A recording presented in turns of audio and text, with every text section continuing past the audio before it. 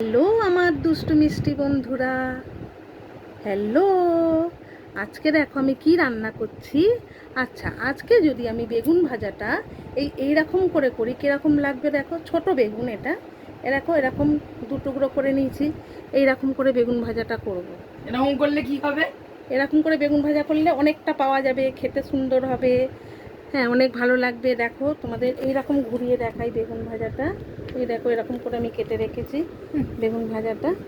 একজন্য একটাই বাদে।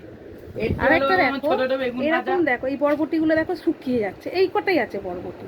তো আমি কী করবো এই বরবটিগুলো, ওই জন্য আমি এই বরবটিগুলোকে এইখানে আমি বাঁধাকপি কেটেছি। দেখো বাঁধাকপিটা অল্পই আছে, ছোট বাঁধাকপি। এই বাঁধাকপির মধ্যে এই দেখো বরবটিগুলো কেটে নিচ্ছি। কেটে আলু দিয়ে একটা তরকারি করব, তাহলেই হয়ে যাবে। আর একটু ডাল করে নেবো, তাহলে হয়ে যাবে রান্নাটা। তাহলে নষ্ট করে কি হবে, পয়সার জিনিস নষ্ট করলে তো গায়ে লাগে না। অল্প শুকিয়েছে, বেশি শুকায়নি, এগুলো দিয়ে দেবো।